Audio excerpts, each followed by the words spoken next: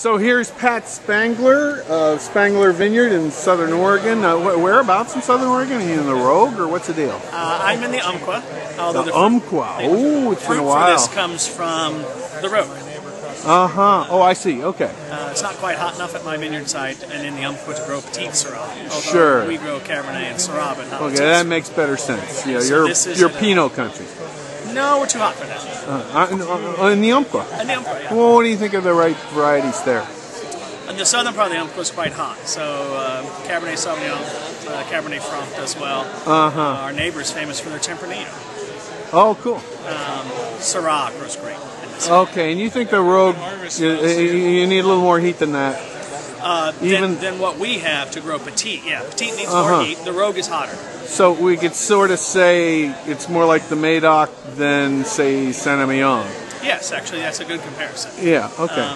We're plenty hot, but just not quite enough for Petite Sirah. Got it. It even takes a specific site for Petite Sirah in the Rogue. Well, I have to say, when somebody told me there was an Oregon Petite Sirah, I thought you must be quite crazy, and I wasn't expecting much. But oddly enough, can I have a little snort of this here? Well, I'm a huge Petite Sirah fan, literally ever since I tried Concannon's Petite Sirah. There's this pity about the color.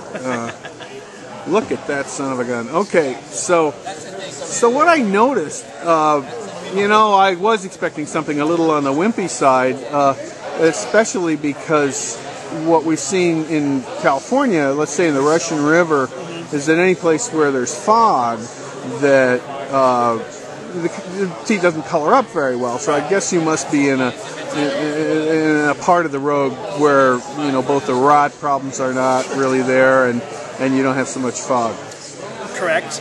This particular vineyard site, it took me 3 years to convince the growers to graft it over to Petite Sirah. It's the top 4 terraced rows of a vineyard that goes from 1,200 feet up to 2,200 feet. Oh, no kidding. The very top of this vineyard, there's no fog and everything drains away, so it stays dry. For example, this past fall we had a heavy frost, killed a lot of stuff. The very bottom level of this vineyard was toasted by frost. The top, not a leaf gone. It's perfect. And I had to agree to a long-term contract and pay them a pretty good price to get them to grow this. They grow it exactly the way I want. So we cut this to about 2.5 tons per acre. Well, part of the proof of that is that this wine is somewhat closed to me,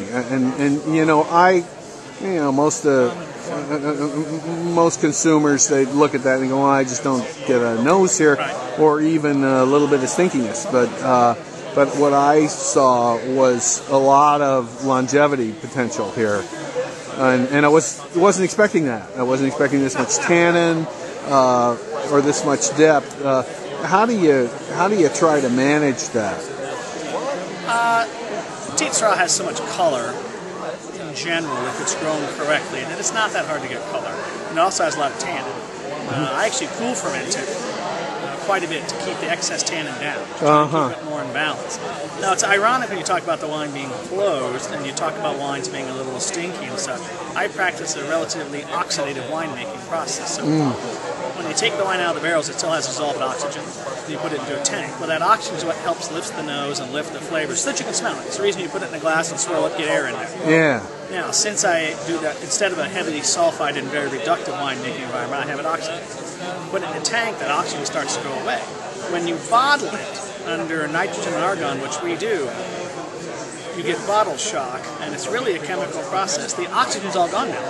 There's no oxygen in that wine, and it won't really get any until it finally has a chance to breathe back through that cork and a little air into there. Well, this wine's only been in the bottle for about 5 months.